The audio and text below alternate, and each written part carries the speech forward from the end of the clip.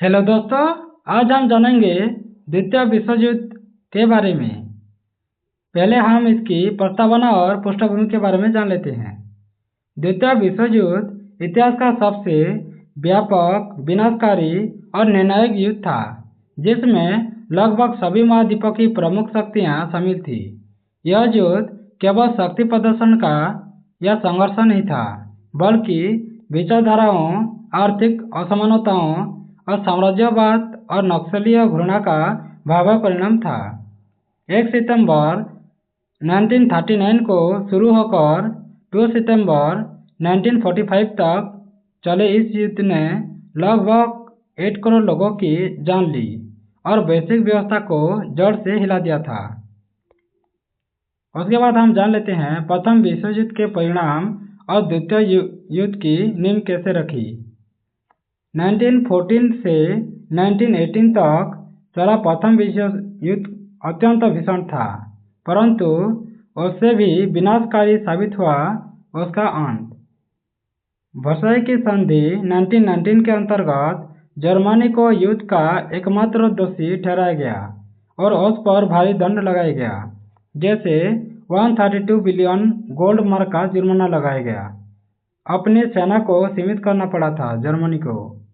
अपनी वैश्विक और कई क्षेत्र छीन भी लिया गया था। इससे जर्मनी में गहरी असंतोष की भावना पैदा हुई। आर्थिक संकट हो गया, बेरोजगारी और अपमान के माहौल में हिटलर जैसे नेता को उभरने का अवसर मिला।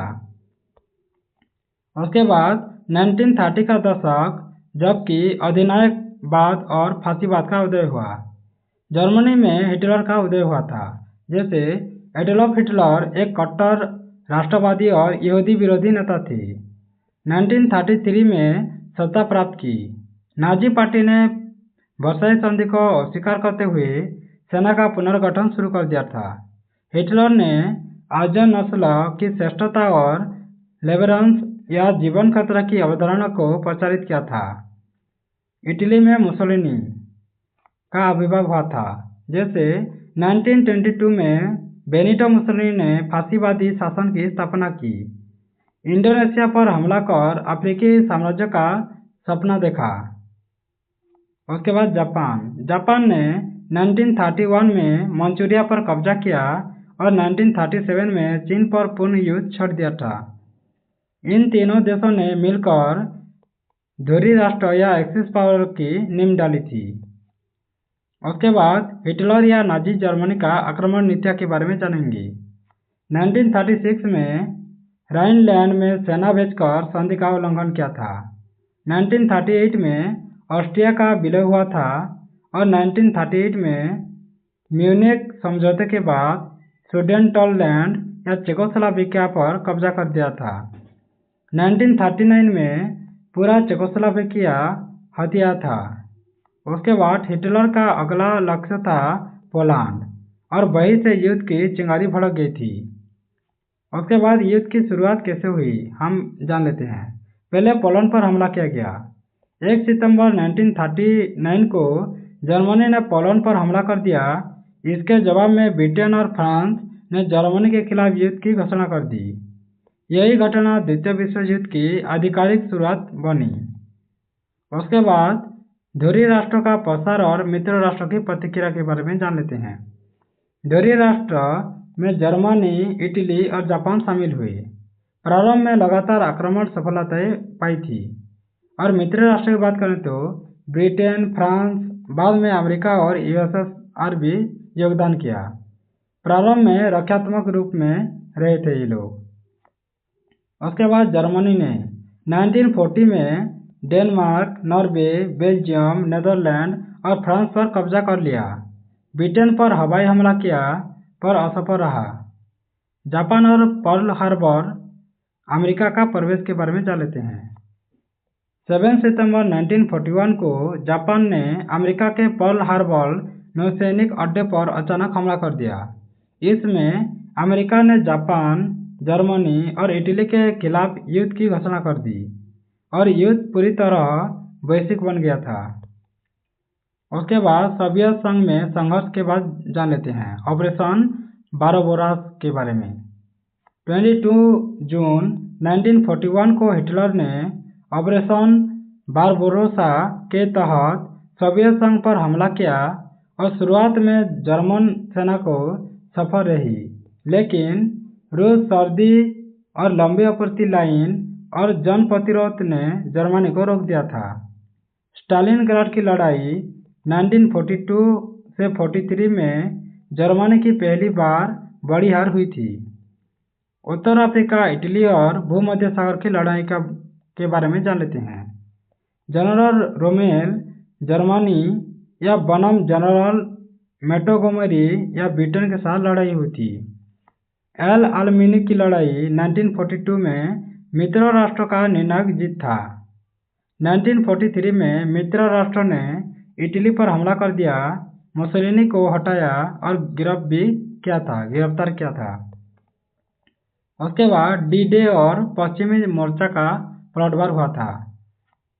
6 जून 1944 को डी डे के दिन मित्र राष्ट्रों ने फ्रांस के नॉर्मंडी तट पर विशाल समुद्री हमला किया था।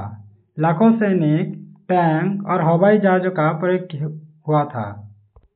जर्मनी की हार हुई और निश्चित होने लगी। फ्रांस को आज़ाद कर दिया गया था। एशिया में युद्ध हुआ था, जैसे चीन, भारत और दक्षिण पूर्व एशिया में। जापान ने चीन को मलेशिया, बर्मा और इंडोनेशिया पर कब्जा कर लिया था। भारत में ब्रिटिश उपनिवेश के तहत हजारों सैनिक युद्ध में भेजे गए थे। नेताजी सुभाष चंद्र बोस ने जापान की मदद से आज़ाद हिंद फौज बनाई थी। उसके बाद परमाणु बम और जापान की हार के बारे में जान लेते हैं। 6 अगस्त 1945 को हिरोशिमा पर परमाणु बम व लिटिल बॉय गिराया गया था अमेरिका के द्वारा, जो कि 9 अगस्त 1945 को नागासाकी पर फैट मैन गिराया गया था। लगभग 2 लाख लोग मारे गए थे और 15 अगस्त 1945 को जापान ने आत्मसमर्पण कर दिया था। उसके बाद युद्ध की समाप्ति और आत्मसमर्पण के बारे में जान लेते हैं। जर्मनी ने 8 मई 1945 को आत्मसमर्पण कर दिया था, जिसको हम विक्ट्री इन यूरोप डे के नाम पे जाने जाते हैं। उसके बाद जापान ने 2 सितंबर 1945 को आत्मसमर्पण किया, जो कि विक्ट्री ओवर जापान डे से जाना जाता है। युद्ध का अंत हुआ, लेकिन मानवता को गहरा जख्म मिला था। उसके बाद यहूदी नरसंहार के बारे में जान लेते हैं, होलोकास्ट के बारे में। नाजी शासन के तहत लगभग 60 लाख यहूदियों की हत्या की। गैस चैम्बर यातना शिविर में अमानवीय अत्याचार हुआ था। होलोकास्ट मानव इतिहास की सबसे जघन्य घटनाओं में से एक माना जाता है। उसके बाद भारत पर प्रभाव और स्वतंत्रता आंदोलन के बाद कर लेते हैं। भारत ने युद्ध में 25 लाख से अधिक सैनिक दिए थे। भारत छोड़ो आंदोलन में, जो कि 1942 में हुआ था, युद्ध के दौरान हुआ था। युद्ध के बाद ब्रिटिश साम्राज्य कमजोर हो गए थे। 1947 में भारत को स्वतंत्रता मिली। युद्ध के राजनीतिक, सामाजिक और आर्थिक परिमाण के बारे में जान लेते हैं। अमेरिका और यूएसएसआर को 2 नई महाशक्तियां बनकर उभरे। ब्रिटेन और फ्रांस का वैश्विक प्रभुत्व कम हो गया। औपनिवेशिक सत्ता का अंत शुरू हो गया और वैश्विक अर्थव्यवस्था को भारी नुकसान हुआ। संयुक्त राष्ट्र की स्थापना और विश्व व्यवस्था के बारे में जान लेते हैं। 1945 में संयुक्त राष्ट्र या यूनाइटेड नेशंस की स्थापना हुई और इसका उद्देश्य यह था कि भविष्य के युद्ध को रोकना था, वैश्विक शांति बनाए रखना और मानव अधिकारों की रक्षा करना इसका लक्ष्य था संयुक्त राष्ट्र का। उसके बाद युद्ध की शिक्षाएं और निष्कर्ष के बारे में जान लेते हैं। युद्ध विनाश लाता है, न कि समाधान लाता है। तानाशाही, नक्सलवाद और साम्राज्यवाद मानवता के शत्रु हैं। शांति, सह अस्तित्व और संवाद ही स्थायी समाधान होता है। द्वितीय विश्व युद्ध ने आधुनिक विश्व की नींव रखी। संयुक्त राष्ट्र, शीत युद्ध, नई सिपाही और स्वतंत्र राष्ट्र, ये सब क्या था। निष्कर्ष के बारे में जान लेते हैं। द्वितीय विश्व युद्ध केवल एक ऐतिहासिक घटना नहीं थी, बल्कि मानव जाति की सबसे बड़ी चेतावनी थी।